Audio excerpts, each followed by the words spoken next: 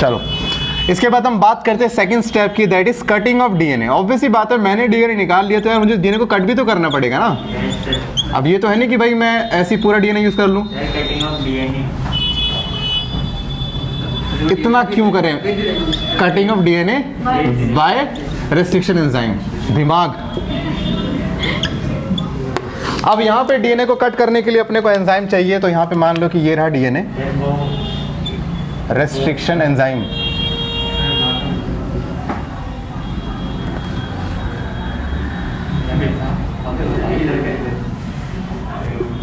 कर रहे हैं अब हम डीएनए को कट करेंगे with the help of restriction enzyme. तो यहाँ पे हम छोड़ेंगे रेस्ट्रिक्शन एंडोन्यूक्लियस। पता होगा कि इसको छोड़ने के बाद डीएनए के बहुत सारे टुकड़े, मैं कहा था ना कि एक नहीं बहुत सारे ऐसे सीक्वेंस हो सकते हैं।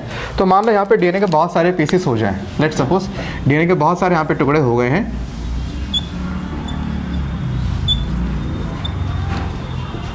अब भाई मैं यहाँ पे भले ही आपको दिखा रहा हूँ, मैंने कम फ्रेगमेंट दिखाए, बट जब डीएनए को कट करा जाता है, मान लो ये डीएनए है, तो डीएनए को कट करने के बहुत सारे फ्रेगमेंट्स बनते हैं। अब मैं चाहता हूँ ये फ्रेगमेंट्स अपने लेंथ के अनुसार अरेंज हो जाएं, ताकि जो मेरे हिसाब से जो मुझे सूटेबल लेंथ लगेगी, जो सूटेबल डीएनए लगेगा वो मैं निकाल लूँगा।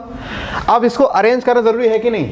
जब तक इसको भाई, क्योंकि पूरा चाउमीन का ढेर है जिसमें हर लेंथ का चाउमीन का पीस मिलेगा, हाँ कि ना?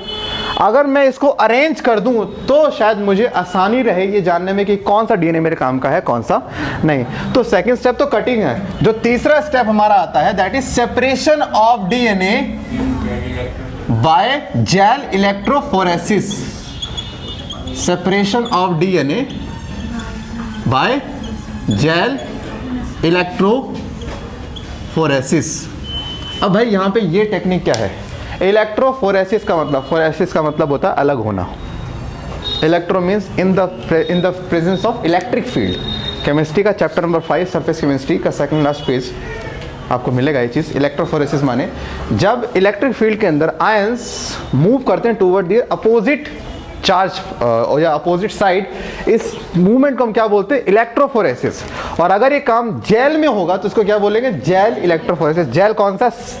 Set wet gel. Very very sexy. Yes no? कितने का? बस। तो सुनो क्या करते हैं इसमें। यहाँ पे ये है भाई, हमने क्या करा, हमने एक ऐसे प्लेट ली और इसमें हम पहले डालते हैं जेल। जिस जेल को हम डाल रहे हैं उस जेल का नाम है एग्रोस जेल। नहीं वे सेट वेट, क्या बोलते हैं? Agarose jail. ये जेल हम किससे ऑब्टेन करते हैं? नेचुरल सीवीड से। नेचुरल सीवीड पता है ना? क्या बता? समुद्र की घास होती है। वाह। और कौन होती है? वो कैल्प वगैरह होती है ना। कैल्प्स और रेड और ब्राउन एल्गी को बोलते हैं। रेड और ब्राउन एल्गी को हम क्या बोलते हैं? Natural seaweed. इनसे लिए जाते हैं जेल। इस जेल को डालते हैं इनके ऊपर और जेल को डालने के बाद हम ऐसे छोटे छोटे गड्ढे बनाते हैं इसके अंदर। आप ये समझ लो जैसे कि ना थाली में खाना खाते हो, तब तो मैं कहीं खाओगे। अब तुमने मान लो थाली के अंदर तुमने जब मिठाई बनाते हैं, मिठाई बोलते हैं मठाई बोलते हैं? मिठाई। जब तुमने मान लो खोए की मिठाई बना, तो पहले तुम पूरा खोआ डाल दोगे उस थाली के अंदर, तो पूरा का पूरा वो पहले खाली था ना थाली, अब पूरी भर गई। अब तुमने क्या करा? तुमने स्क्वायर माने स्क्वायर की शेप में तुमने कुछ जगह से मिठाई बाहर निकाल ली, तो वहाँ पे गड्ढे बन जाएंगे, है कि नहीं? एग्जैक्टली सेम यहाँ होता है। आप एक प्लेट लेते हो, उस पर आप जेल डाल देते हो, तो जेल पूरा ऊपर वाला भर गया। फिर आप एक जगह से जेल का थोड़ा पार्ट कट करके बाहर निकाल लेते हो, तो वहाँ पे क्या गड्ढे आ गए, है ना? तो उसको बोलते हैं वेल्स। ये क्या होगा? These are the wells. Wells माने गड्ढे होते हैं ना। अब हम यहाँ पे क्या करते हैं? इसको कनेक्ट करते हैं बैटरी से। इसका एक एंड कनेक्ट होता है बैटरी के नेगेटिव एंड से, एक कनेक्ट होता है पॉजिटिव। तो इस प्लेट का मान लीजिए ये वाला साइड क्या हो गया? माइनस साइड, और ये वाला साइड क्या हो गया? Plus side. Minus plus. अब बताओ, मैं एक काम करता हूँ, मैं डीएनए को डालता हूँ नेगेटिव साइड पे, क्योंकि डीएनए होता है नेगेटिवली चार्ज। तो सर नेगेटिव साइड पे क्यों? रुको तो सही।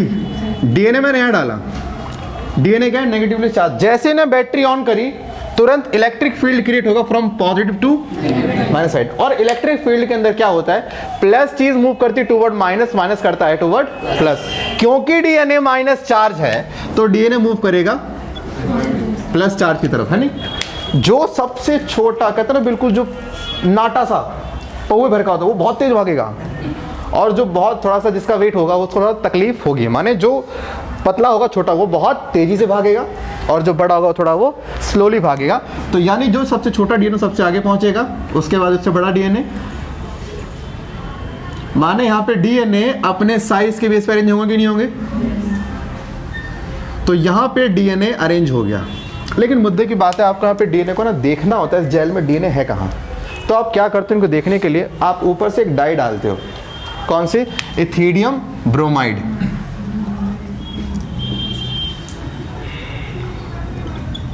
ठीक है जग्गू, इथिडियम ब्रोमाइड को तो टेस्ट के लिए चेक भी कर सकती है, टेस्ट के लिए चेक कर सकती है। पता है क्यों? नहीं पागल,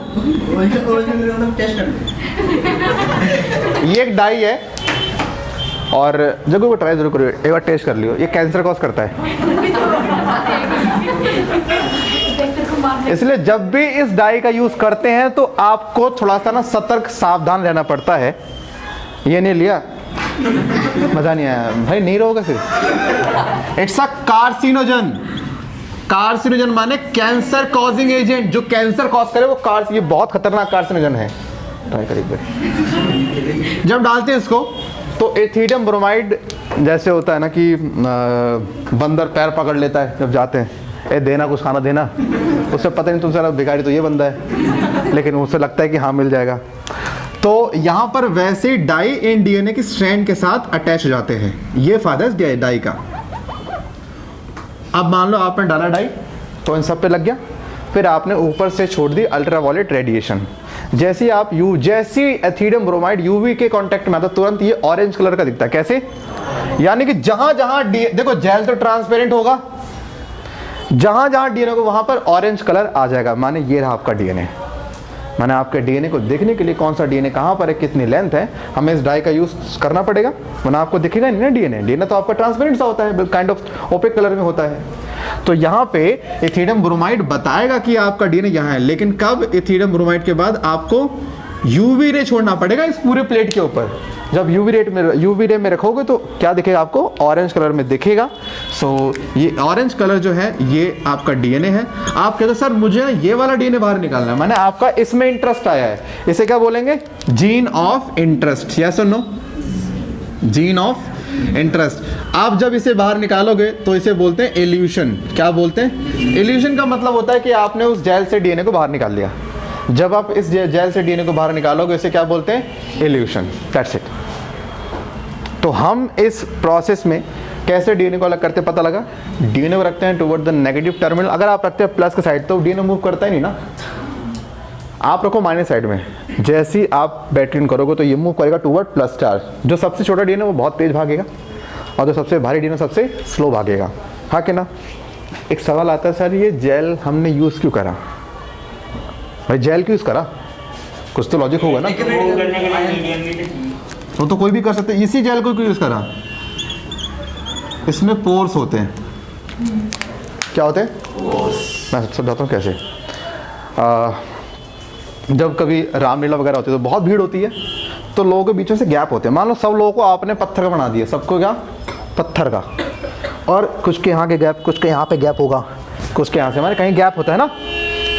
और मान लो कि ये है रामलीला ग्राउंड और यहाँ पर आप खड़े हुए, ये आप हो, मतलब आप, और ये कोई पौवे की बोतल जितना, और ये आप हो। अब भीड़ में से निकल के देखते हैं कौन सबसे पहले यहाँ स्टेज तक पहुँचता है। दोनों भाग ले, कौन पहुँचेगा? कहते टांग के नीचे से नहीं भाग जाओ तो वो तो यहीं से निकल जाएगा। बड़ा अबे जगह दे, है कि नहीं? यानी कि जो छोटे वाला वो छोटे छोटे पोर से बड़ी तेजी से भाग जाएगा, लेकिन बड़े वाला अटक जाएगा पीछे। हाँ कि ना? इन जेल में ना पोर होता है। जैसे ये जो लोग थे इनको अब जेल मान लो पूरा, बहुत जो बीच में स्पेस था ये क्या है? पोर। छोटा डीएनए पोर से इजीली निकल जाता है, बड़े वाला फंस जाता है, उसको टाइम लगता है। इसीलिए हमने इस जेल का इस्तेमाल करा। कि ये जेल आसानी से, जो छोटा होगा वो बहुत तेजी से निकल जाएगा, जो बड़ा वो आराम से, जो उससे बड़ा वो आराम, यानी कि साफ डीएनए यहाँ पे अरेंज हो जाता है साइज के बेस पे, हाँ कि ना। इसलिए हम यूज़ करते हैं ये वाला जेल। एग्जाम में आएगा नहीं, लेकिन कभी पूछ ले बता देना, ड्यू टू पोर, पूछे पोर से भी क्या होता है बता देना। छोटे वाला पोर से जल्दी निकल जाता है, बड़े वाले को टाइम लगता है। सो ये था तुम्हारा थर्ड स्टेप, इतना लिखो।